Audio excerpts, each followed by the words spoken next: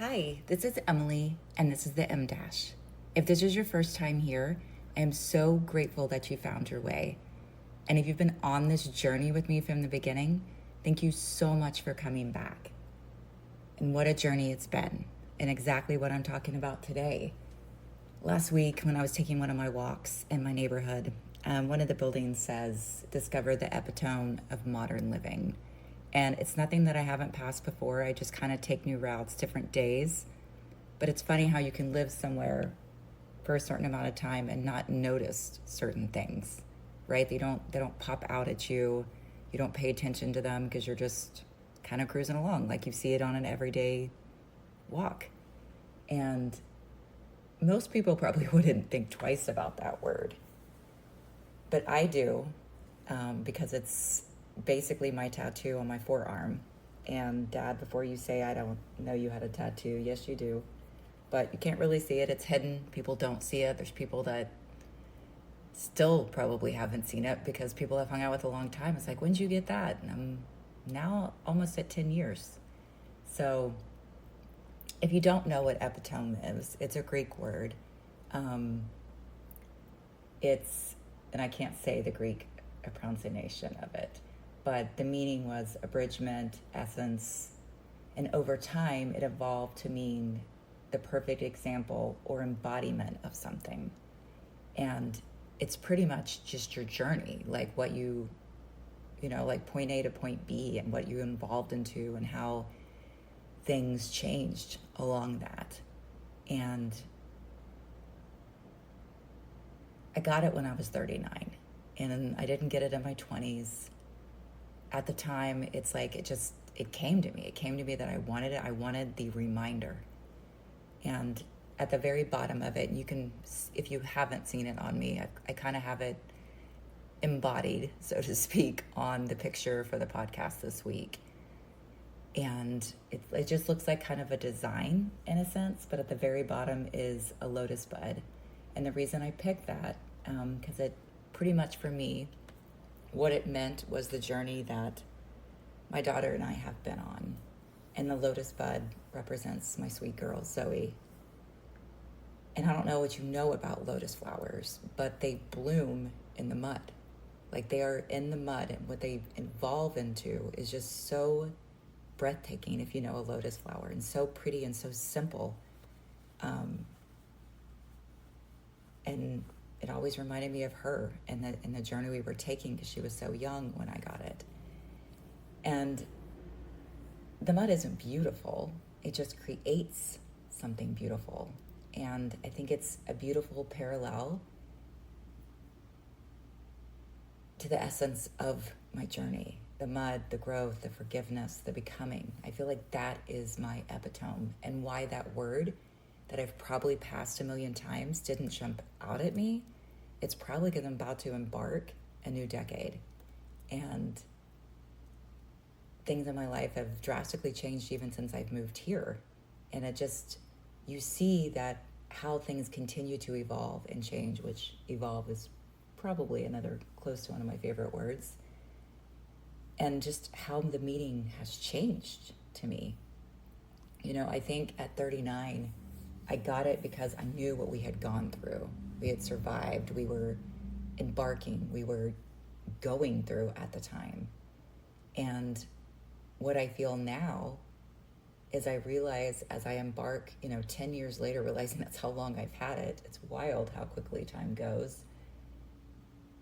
That tattoos don't just mark a moment. They travel with us. And sometimes their meaning deepens because we do.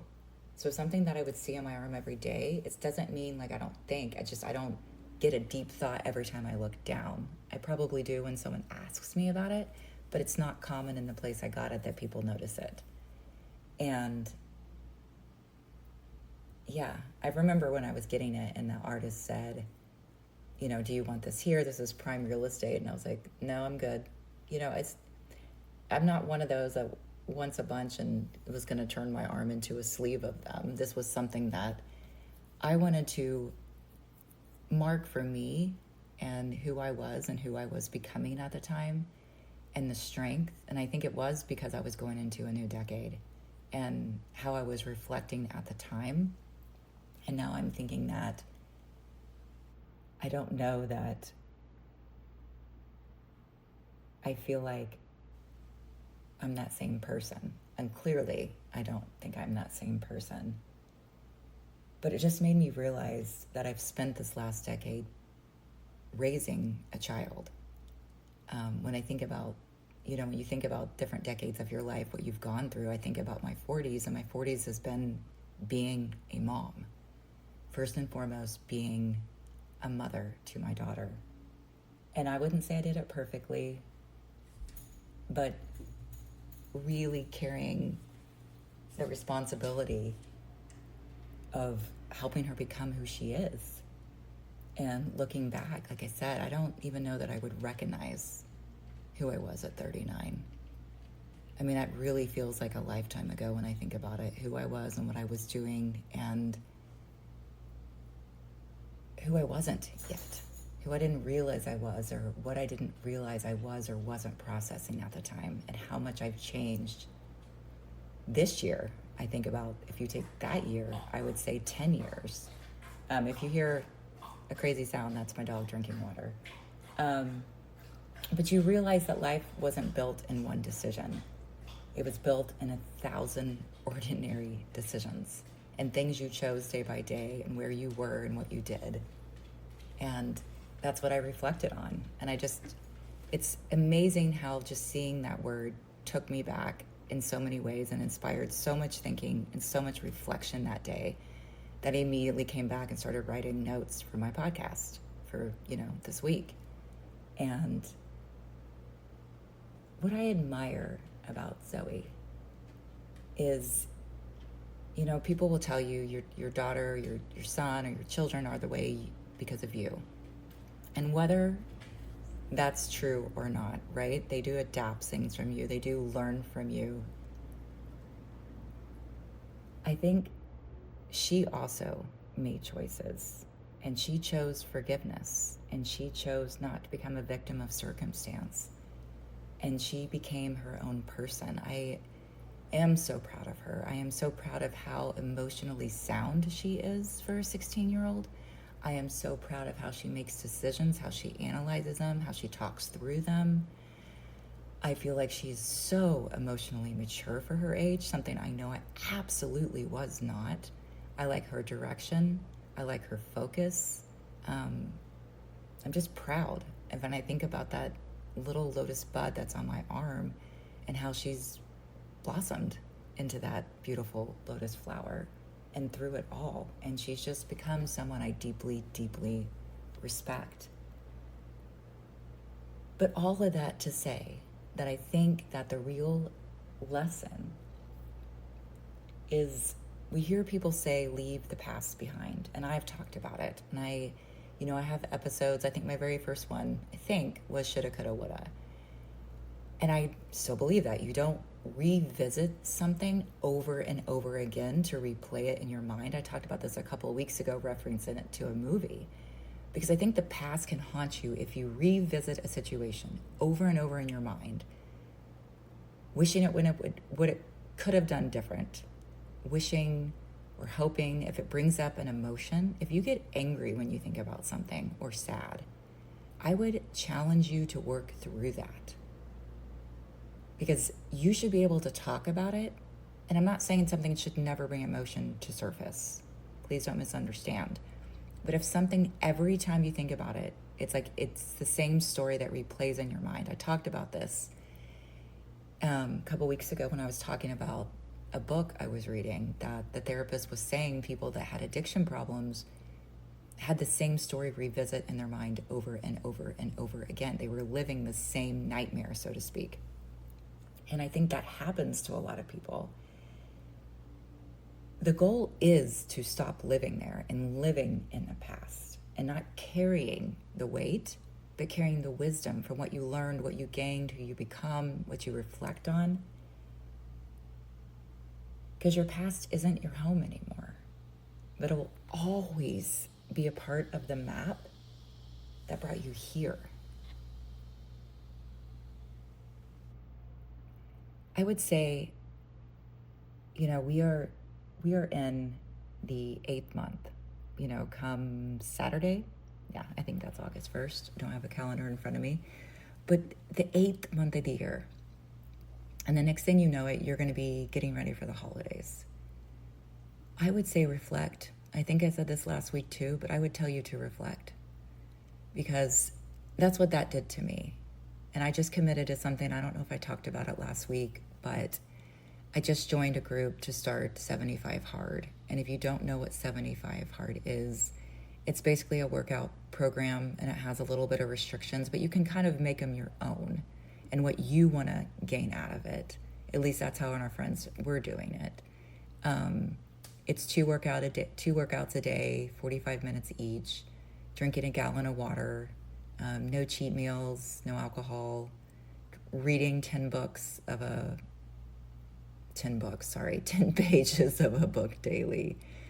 And I think there's other things that go along with it, but you can kind of make your own goals, which is what me and my friends did. There was about 5 of us doing it. And we made goals to hold each other accountable. We're not checking in every day, but we're going to celebrate the wins each week and what we found, what we did. And a lot of this stuff wasn't hard for me to give up or even commit to. I think for me, most of all, I wanted the discipline. And that's the way I look at it, is that when you create multiple days of doing things like that, they become habit, they become routine. And that's the idea of it, is that it's not a fast, steady, okay, I'm just going to go on a crash diet. I'm actually committing to this and committing to a plan, committing to see the outcome. Because for me, I don't want to get to the 9th month, 10th month, 11th month and be, oh man, I meant to do this. I would like it to be done, because I want it to evoke another feeling inside and another creative space or outlet for me, because I had all these ideas at the end of last year. And, I published my book, and I'm very proud of it. I'm very proud that I started this podcast this year. That was something I talked about all last year, and I finally just did it. But my audiobook is not out. And it's not for lack of not recording, because I did a couple of times. It just didn't work out the way I wanted. And it's for me. This, August is one of those months that doesn't have any federal holidays, any holidays you get off. And if you're in the South, your kids are going back to school. I realize other areas, north, south, east, west, they don't go back till like September. But, it's routine for me is when I think about the school year starting. And I also think about, she's only got a couple of years left in high school. And all these things that I want to make happen with the time I have her living under my roof. We don't know what the future holds, but in my mind, that's probably where it ends. And I just have a lot circling in, a lot I want to hone in on, a lot of things I want to accomplish or get started. And especially starting a new career, I even got down on myself thinking I was too old to do that. And I saw something recently about multiple famous people, and I wish I would have written it down, their names, but most of it that happened was after the age of 45. I want to say most of them were late 40s, early 50s.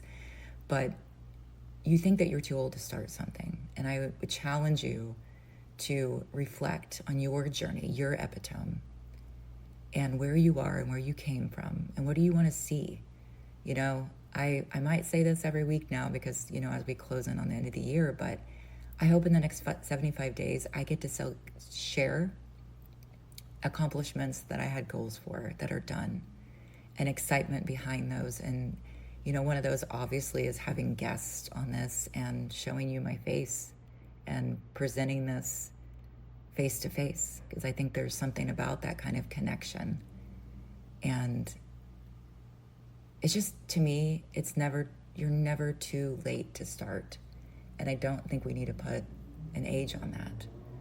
I think I just saw an article where a guy's in his 70s or 80s, and he went back to college. He had 5 sons, and he went back, and I think with one of them, and got a nursing degree.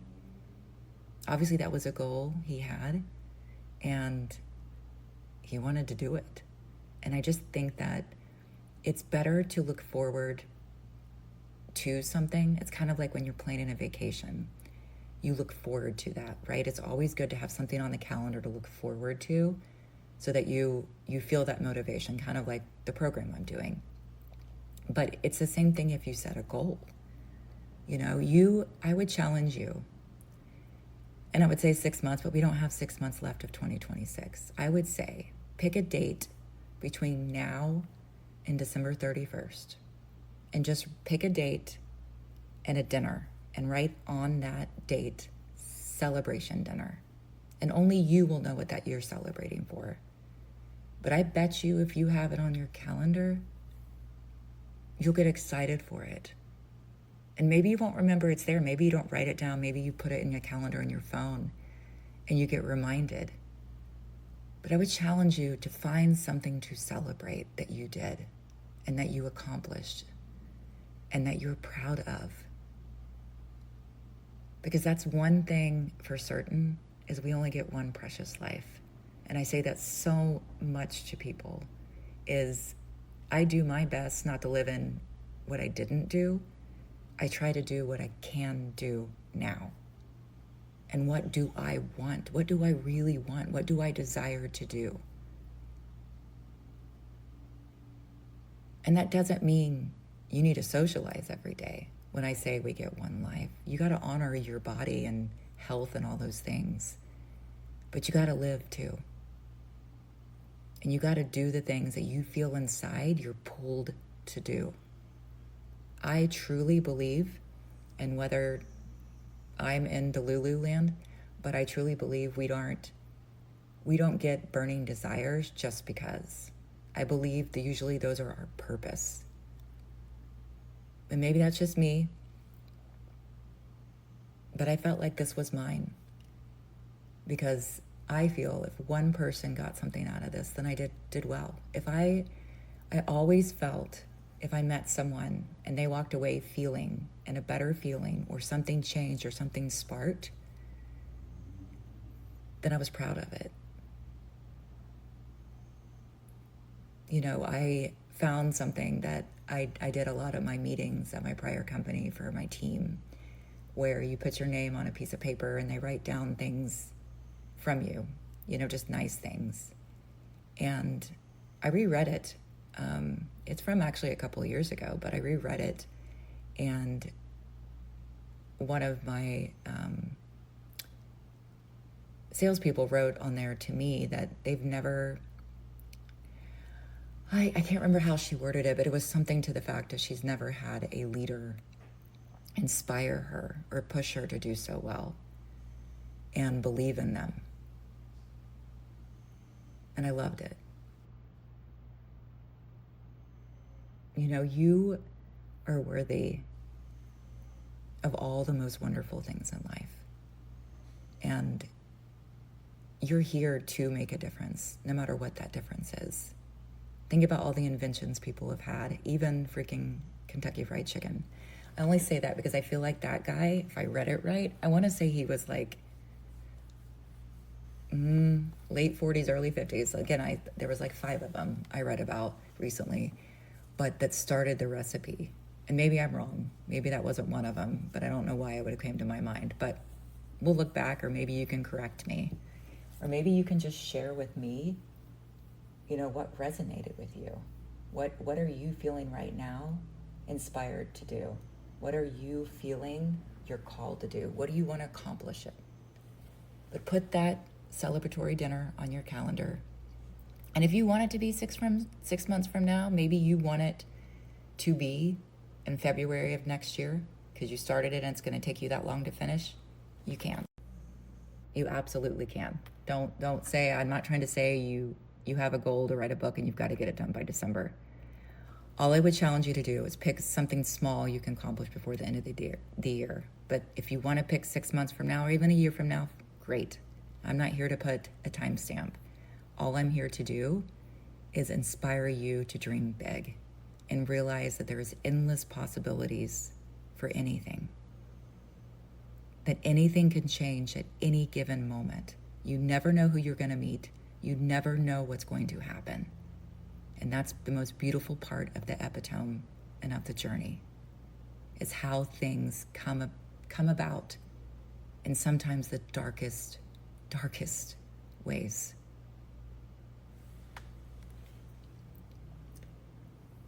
So I would say it's not about leaving the past behind.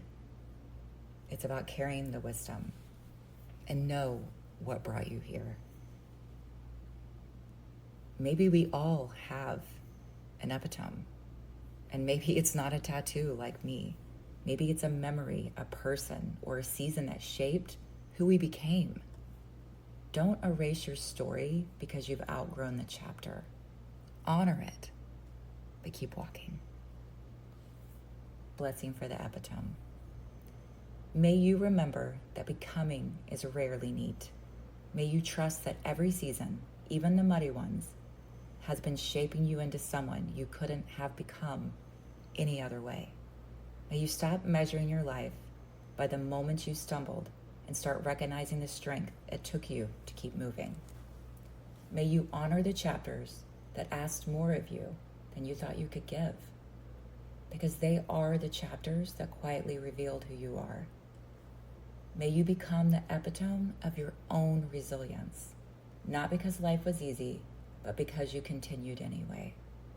And may you never forget that what blooms isn't beautiful because it avoided the mud. It's beautiful because it grew through it. Before we go today, I want to leave you with a permission slip. Today, I give you permission to rest if you're tired, to begin if you're ready, to change your mind if you've outgrown something, to trust yourself a little more than you did yesterday. Whatever today asks of you, I hope you meet it with kindness. This is Emily, and this is the M-, and you are always welcome here.